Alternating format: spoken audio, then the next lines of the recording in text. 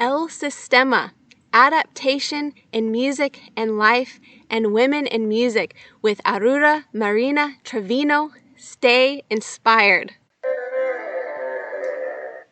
Could you tell us about El Sistema and its mission? Yes, thank you, Julian, for this opportunity again to be able to expose our experiences, our professional experiences as musicians.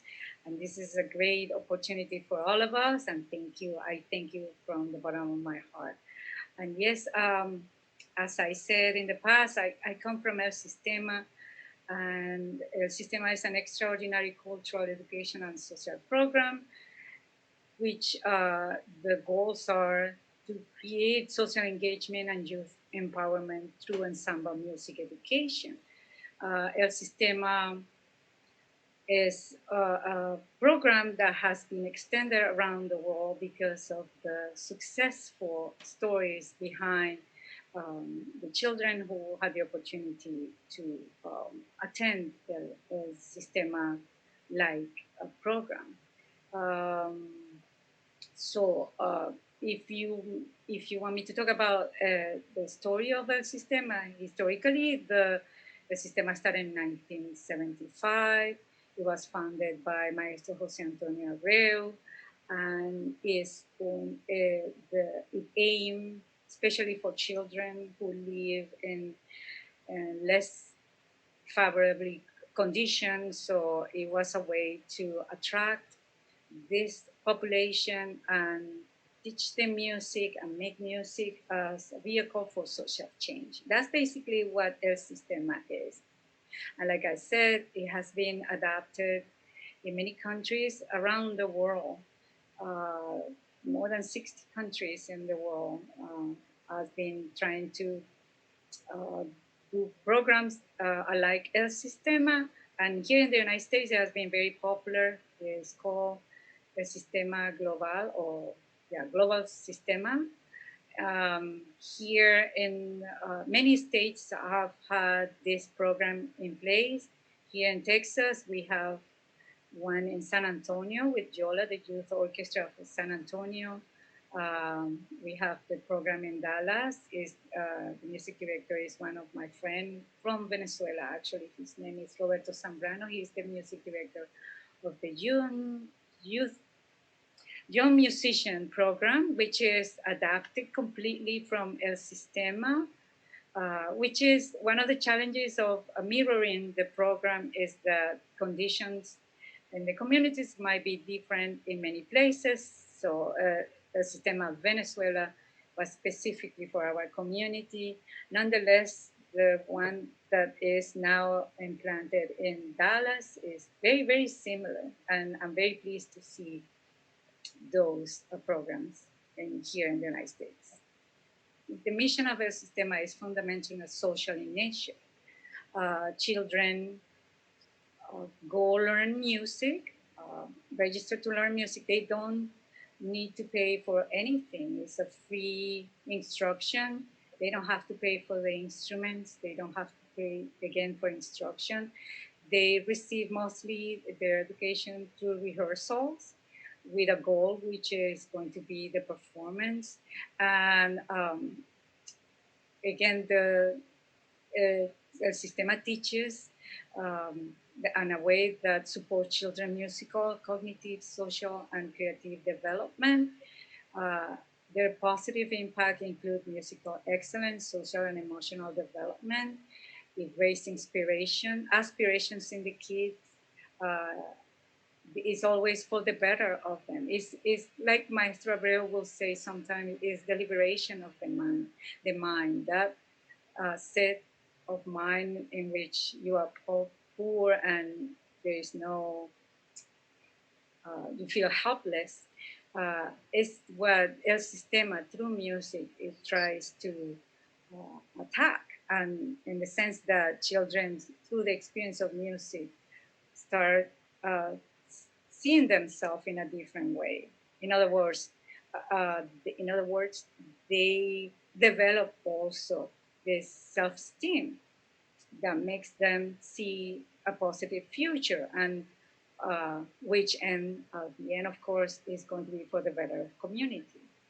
Could you tell us a bit more about what it means to adapt to what you have in music?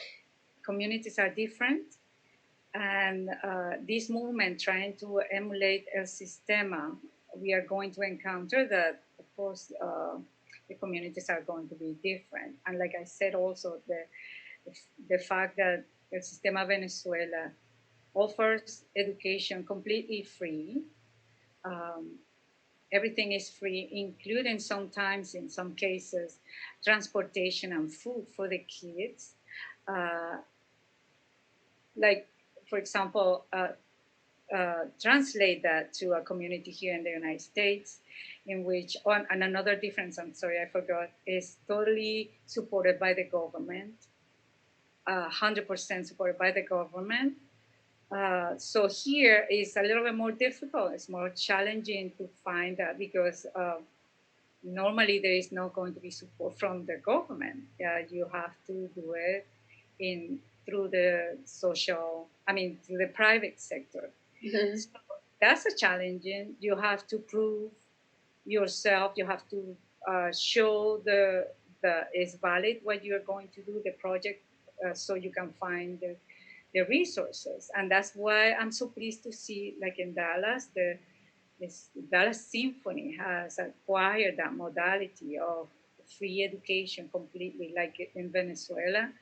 And it's very young. It's only 2 years, in which one of the year was the pandemic time. And nonetheless, you can see already results. There's a little orchestra already playing as a group, and I'm very pleased to see those things it happening very close. So that's what I mean about adaptation. We still, I think, we still have to follow the goals of missions of El Sistema, but we need to adapt the programs in our different communities. There are communities in which the program actually asks for collaboration. The main difference is money. That's the main difference. Also, it's difficult to integrate the way that is taught music in El Sistema Venezuela compared with the traditional way of teaching music, let's say here in the United States, in which there's a curriculum.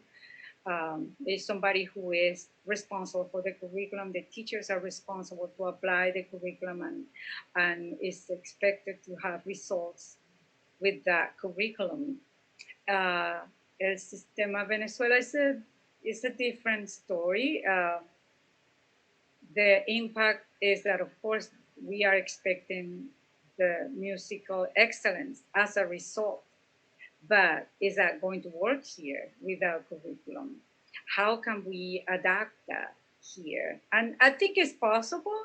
I think the general mission of El Sistema can be done. We can aim these educational programs to uh, the children who need it the most, and we can reach the emotional impact and the social impact that we are seeking in those kids, more than anything else, more than uh, playing an instrument with excellence. That's, for me, is the main goal. The liberation, again, like the Maestro Abreu will say. Maestro Abreu always will refer, for example, to Teresa de Calcutta, which is, you know, a very well-known activist in the past, and she will say, she will say that a quote from her was the worst part of being poor is not the lack of resources or food or roof, but the notion of feeling nobody, the notion of the sense of being unimportant, of being no part of anything. And when you empower a kid with music, and you are able to reach that point, which is the liberation of that state of mind, that is the purpose of all this, and we can do that through music. And that is, again, what El Sistema is seeking with the implementation of music and aiming this social program to kids who need it the most. And the element of the goal, the end goal from 2, 3 weeks, 1 month of learning is the concert, the performance. And then at the end of the performance, there is this sense of accomplishment for the kids, and that makes them happy. It makes them happy, the parents who are uh, in the audience. It makes happy the community who feels proud of these kids playing this music. And of course, it matters the quality of the music, but the most important thing is the impact that has in our community. This sense of accomplishment, this sense of we are moving forward toward a betterhood. Yes. Yeah, the whole community ended up participating on that. But I wanted to say also, it wasn't like that all the time. When it started in 1975, it was just a dream from Maestro Abreu. And I remember at the beginning, the main focus was to create an orchestra with musicians from Venezuela. Because we, at that time, we had like 2 or 3 orchestras, professional orchestras, that I even wasn't aware of. But at that time, we had these 3 orchestras, and it was made of foreigners, people who came from other countries to play because we didn't have the professional players. And I remember Maestro Abreu talking about that. I want to create an orchestra that is made of Venezuelans. And that was the principle. And there was no money from the government. Nobody knew about his dream. It was just him playing and showing off the orchestra that he was doing little by little, trying to get money from here, get money from there, inviting the mayor one day, get promises, little by little. So uh, we can try that here too, try to get involved the politicians on this. But of course, you always have to prove why you want to invest in humanity, because it's an investment in humanity. You have to show them this is not only tell them why, but show them what the progress that you are doing. And I think if you are able to do that, it is going to be possible to emulate the system in that sense. You're musician and in Dallas is that, for example, we are used to start the children's in the United States start music programs in 6th grade when they are able to go to band or orchestra, but especially band. And that's when they really are launched into music.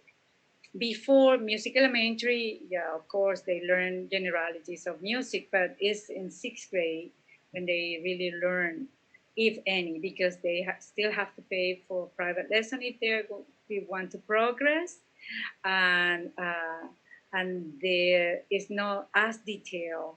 The learnings are not as detailed technically with the instrument. It's general, so they can play in a specific performance at the end of the year here and there in Texas, in UIL, etc. But El Sistema Dallas um, actually start in elementary, which is something new. That is the way it's in Venezuela. We have the children orchestra that starts when children are 6 years old. And yes, and then we have this youth orchestra who was successfully featured in Salzburg in 2013. They play with Simon Rattle, Mahler first.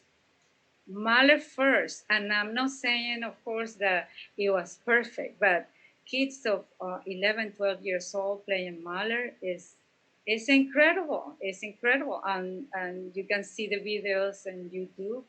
YouTube is full of those videos. Is incredible. And again, the ultimate goal is not make kids um, force them to play at that level. Is again open their minds to the possibilities in this world, the possibility of going forward and being liberated and being um, open to do many things with music. Could you talk a bit more about what exactly integral music education is?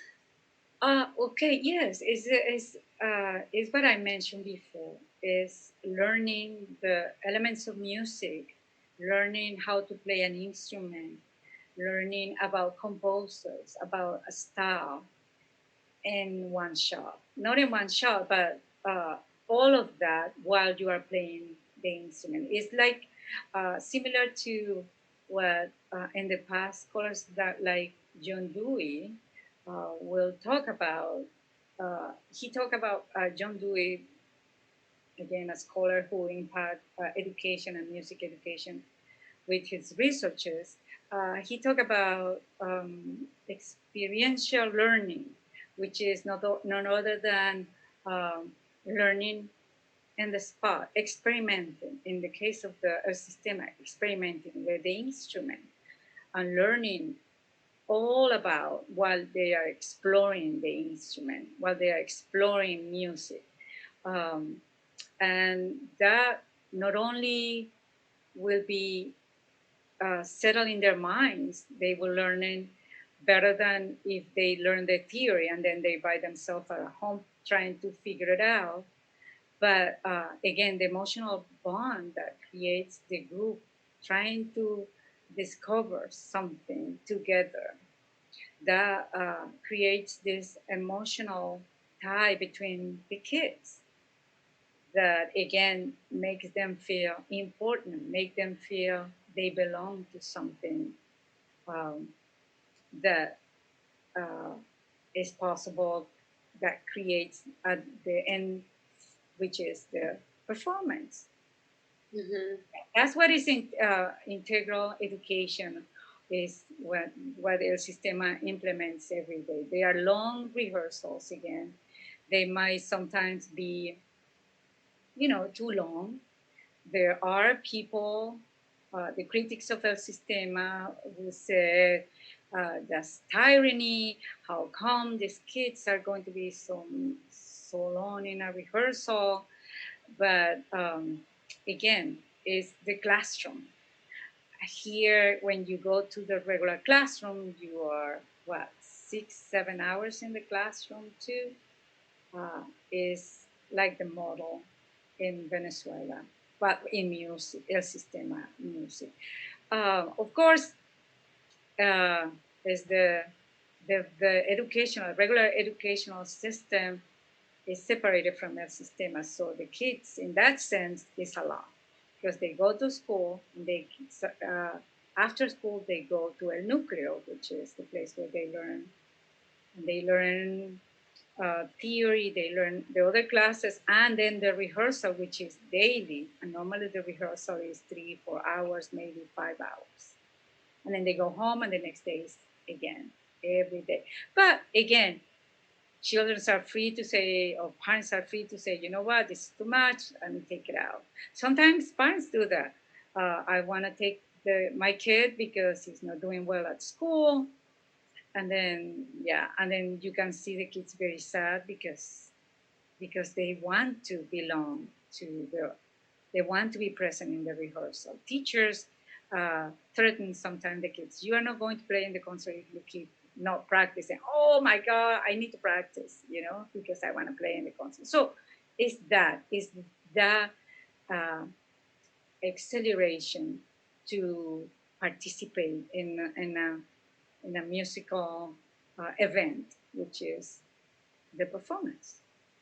It's mentioned in the missions of El Sistema that many kids get away from uh, crime Mm-hmm. that might happen in their communities, Mm-hmm. away from violence that is happening in their community, Mm-hmm. there is violence and crime outside their houses because of the places where they live. I mean, let's be real.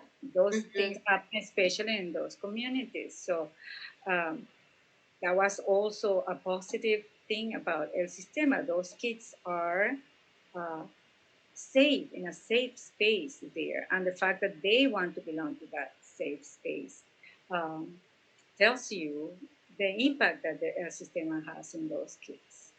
You also did work and study in the United Kingdom. Wow, yes. Well, when I study in my country, actually, like I was saying, Maestro Abreu wanted to have an orchestra made of musicians, but honestly, Venezuelan musicians, I mean. But honestly, there were, one, two, three little school of music that were, regular school of music that you do some courses and you learn maybe piano or maybe you learn how to play the guitar, but nothing really into the great curriculum of learning all kind of instruments, right? The woodwind, any family of instrumentation. But so that was what the primary idea of El Sistema: create a system in which uh, Venezuelans can develop those. And then, yes, I got very much into music, but I didn't have a university where to go. And that's why actually I left my country because I needed for my personal aspirations to get credentials as a professional.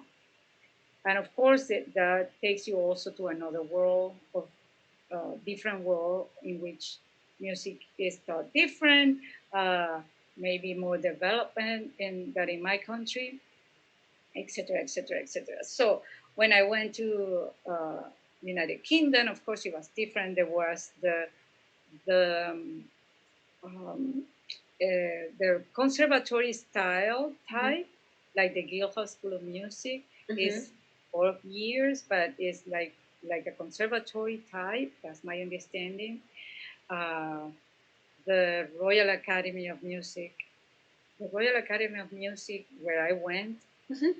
and they were like university, but also they were also like conservatory type. Mm-hmm. But still, they have a curriculum. It's 4 years, and you have to go all through those 4 years following the curriculum.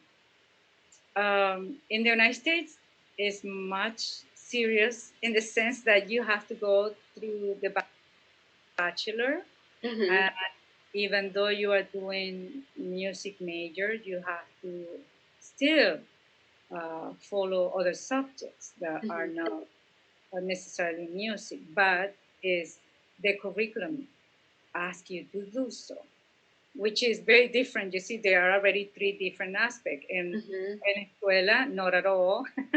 In the UK, yes, both. And in the United States, yes, university type with a curriculum in which everybody have to follow that curriculum. And then just in the when you reach the postgraduate studies, and when is when you really concentrate in your instrument, or if you're a composer in composition, if you are, you see it, of course, during the bachelor uh, degree, but not as intense as when you go into the postgraduate. So the difference is very marked. It's very there. Nowadays in Venezuela, it's a little different. Now the University of Simon Bolivar University has the music career. You can graduate not as a performer, but as a music education. I think they not a performing, and maybe I'm mistaken because I remember the Bassoon was open and then it was closed because there was nobody to teach. Um, Maybe they open it again. And besides, Venezuela has three other type of problems.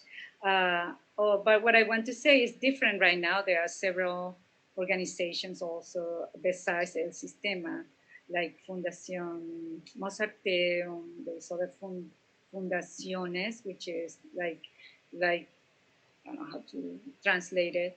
Is like community schools that teach music, and they are, very relevant in our country. So yeah, and UNEARTE, which is the University of the Arts in Venezuela, that is the university from the government. So we now have options in Venezuela, but again, that is the difference between those. And of course, Venezuela has a Sistema for musicians, but again, if you really want your credentials, a professional, you have to go to the university, which is in this case UNEARTE, which is uh, uh, intertwined with El Sistema. Combined, thank you, with El Sistema. Yes, thank you. I've been sitting here thinking with a question in my mind. About 1991, I was having dinner with Bill and Elizabeth Waterhouse. Ah. And the 1991, and our dinner was interrupted with a young South American lady who came in to audition. And I've often wondered whether that could have been you. Oh my God. He came back and was most impressed. Oh my God. I did not know that. I don't know any other South American lady at that time. We were it's a very small community in the Royal Academy and in the Royal College. But you did audition around dinner time in yes. about 91? Yes. I'll bet that was you. Yes, I remember he had dinner first, and then he said, "No, don't worry about, just play." And I play. And I could hear it, as I remember, because we were still. Oh my God! What a small world! I believe. Very impressive. Wow. Yeah. Then I had another young man who was part of El Sistema, came and worked on a master's degree with me one year about the end of about 99, 2000, something like that. And I've been trying to remember his name. He only stayed 1 year because he was afraid if he stayed and finished the second year that he might lose his position with El Sistema. But he was a nice young bassoon player. From El Sistema? Yes. I wonder who he was. In 99? Now, I've often wished him happy birthday. He comes around in December. His birthday is, and for the life of me right now, his name escapes me. Yeah. But it was very young man. I left Venezuela in 1993, and I came to the United States, and then I stayed here. Yeah. So I don't know much. I mean, I know some people, of course, but the new generation came, which is Dudamel. That generation, flourished even more than when I was in El Sistema. So many of them I don't know. They came from the children orchestra. When we were in the Simon Bolivar Symphony Orchestra, there was the youth orchestra and then children orchestra. So all these people are already in big orchestras now or conducting, like Dudamel. There's this bass player that is in Berlin Philharmonic. He was the youngest bass player taken by the Berlin Philharmonic, and he happened to be Venezuelan, and he was from El Sistema. And for years, your principal horn in your national orchestra is one of our tech students. He's now in Mexico City, I think. Yeah. I'm trying to remember his name. Lots of people emigrated to whatever they could. A lot of them went to Mexico because Mexico was in need of musicians, and then the voice got to Venezuelans and they emigrated. So this would have been 20, 30 years ago. He was okay. Principal horn in Venezuela. Okay. All righty. Yes, what a small world. Very nice. I'm glad to hear that. That's the musical community. Yeah. Getting smaller. Exactly. Mm-hmm. Exactly. So Texas used to be a big world, then USA, and now here we are, opposite sides of the world at this moment. I wanted to just touch on and chat a bit about women in the field of performing. Could you share with us a glimpse into the perceptions of Latinas in their role as professionals? Okay, women in Latin America. Okay, I must say that there is a reality that there's a gender gap, there's an inequality, but it's not only in the Latino world, it's actually globally. Mm-hmm. Uh, and we can agree of that. There is this gap that it shouldn't exist, but actually it does. Um, and then we women has to voice that. I am firmly believe that we we as a society need to change many things. Um, we start women in this case. There's so other inequalities and things socially that we can try to change one step at a time. But talking about the topic of women, yes, our society, and this is my belief. I might be wrong, but this is my belief. In our society, we still have patriarchism, a system that accept that, and a system that accept misogynism in the professional world. Women, these optics on women being weak and unfocused exist. It sounds really harsh, but it does exist. And unfortunately, those optics, instead of helping us, uh, it, it makes it the case for those who feel like, yeah, we should be not equal. And again, it's not like black and white in the way that I'm saying, but it does exist. And it exists in Latin America, exists here, exists in other countries, in some places more uh, than in others. But again, all we can do is to try to change the system. In my personal case, the way I do it is that when I feel the pressure, because you can feel it, when you feel the pressure of, in order to be equal, you have to be extraordinary. You have to do extraordinary things well other people just by being good can do it. You are required to be, uh, to prove yourself so many times. So when that, I try to do it, but when that is killing me, my life, and affecting me emotionally, I I stop in the sense that I have to balance. What is it that I really want? What is it that is going to make me happy? Um, and then go from there. That's what I do. And then not to let that same society that you are trying to please by being better for the society uh, do affect you negatively, right? So and maybe because my background, mm, I think about very much about family, and we all do.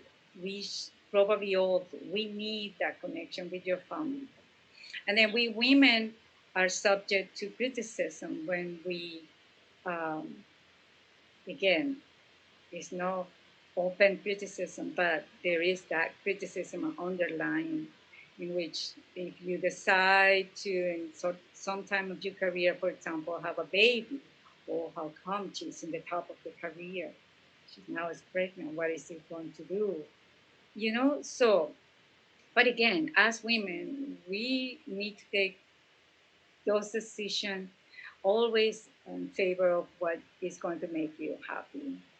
And of course, vocalize the problem, vocalize it, advocate for ourselves.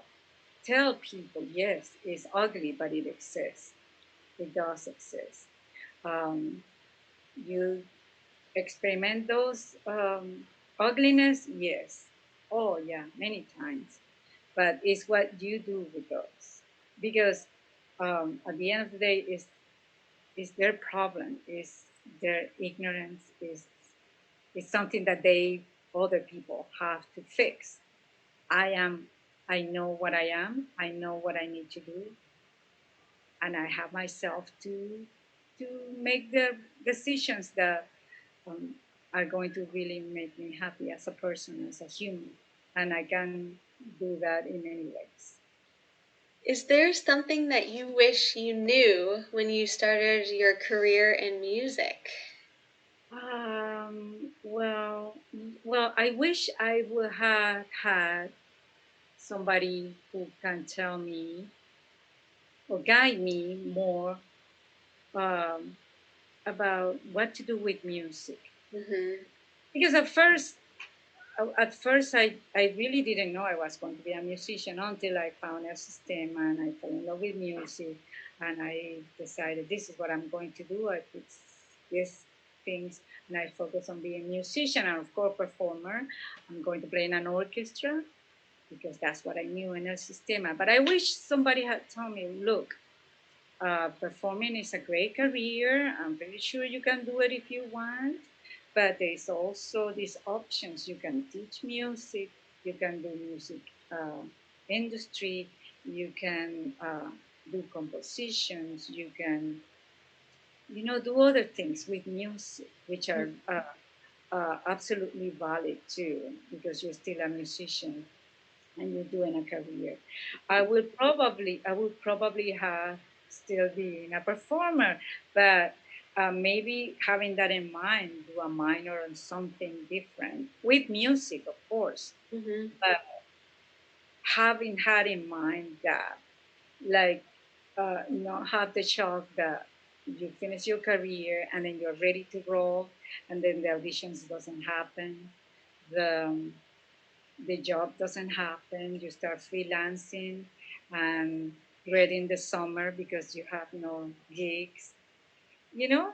Yes. Uh, okay, maybe I should do another degree, and then you go and do another degree and study more and fall more in love. But at the end of the day, the reality is that you have to have a way of living. You have to make the check at the end of the Mm-hmm. month.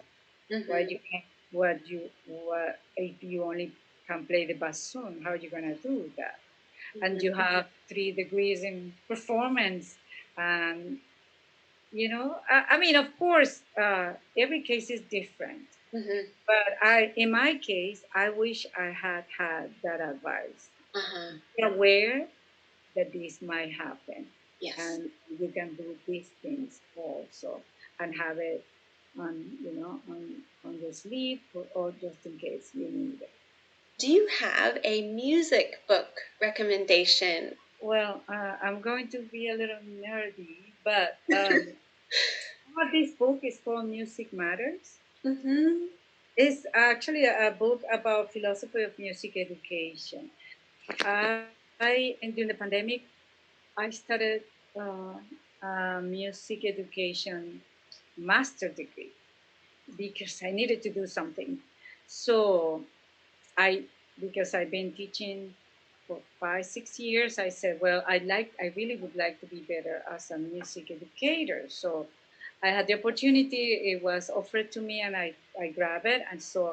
And I was amazed all the things that I discovered through music education, things that I was ashamed that I didn't know. Because again, you are focused on only one thing, which is performance and practicing and learning concertos and playing recitals, and which is great. It's nothing bad about that. But then there is always the opportunity to teach, and you need to have tools. I think now that how to for the benefit of your students. You have to plan for them. You have to know strategies and how to teach those students, because those students are your responsibility. Those are the future. And in music education, then this book talks about the philosophy.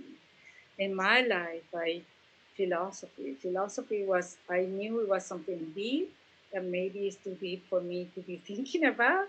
But when you find this book, actually the book is by David Elliott and Marisa Silverman. And there's many subjects about music and musicking, like they say, and teaching music and the perspective of a music teacher, how you have to look into how you perceive music first to then teach to your student, how you need to learn about your students so you can prepare your lesson for them and be effectively teaching them and preparing them for the future. So those are things very, very important. So there's that book is not difficult to read. It's so illuminating. Well, I love that book. Um, and yeah, well, it's an early book, but yes, for all of us, that's a very interesting book. Also, there's a book that we call "Can We Talk About Race?" That book also I learned about that book in a class in music education master degree because well we see about teaching in in suburban and urban schools, and the teacher recommended that book, and it's an incredible book. It's by Beverly Tatum, and what it put out there is the why is race so uncomfortable to talk about? It's like the elephant in the room, and then we don't want to touch the elephant in the room, but it's there every time you pass. It's uncomfortable.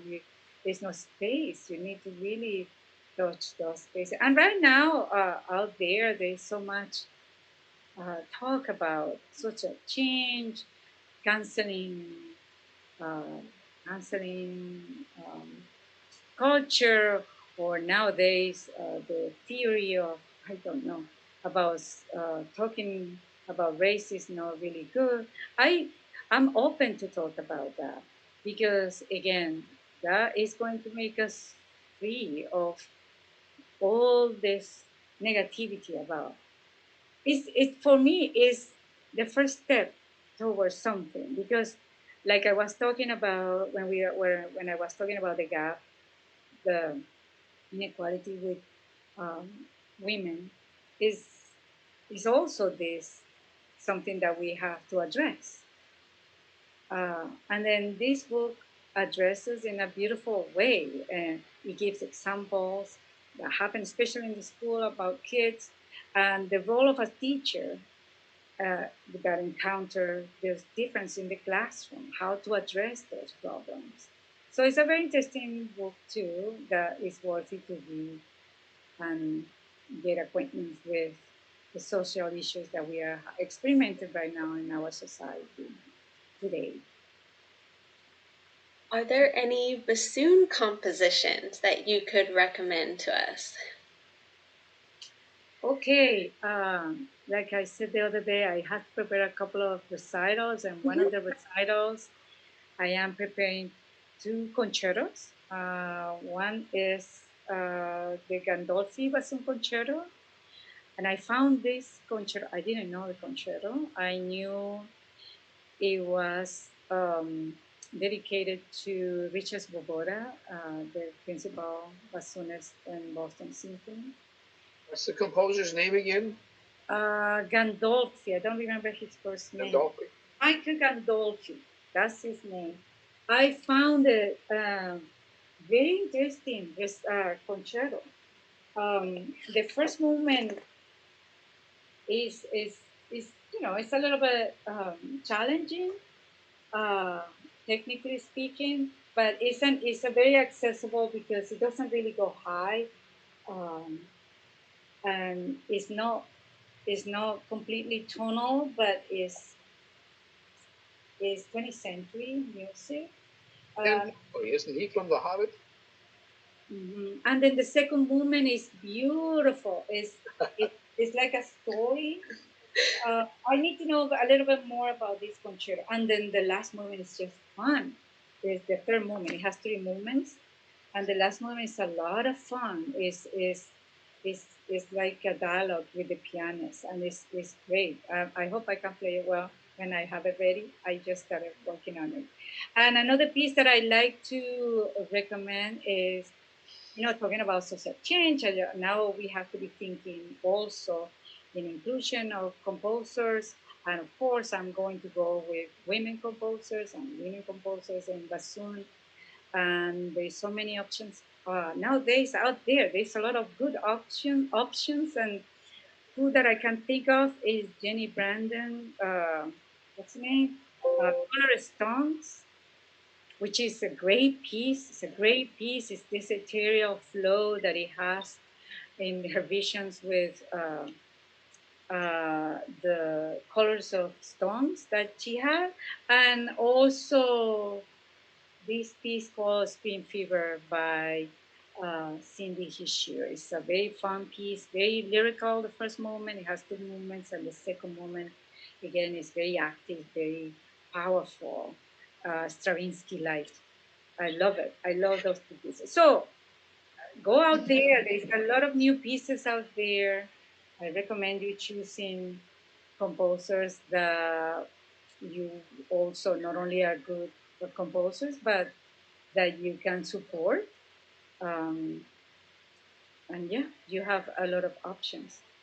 Could you tell us about your bassoon? I see that you have it in the background there. This is the sort of thing bassoon is minutiae. We want to know. I'd like to know what bassoon she started on and what was the progress up to the bassoon that she has right now. What's the history?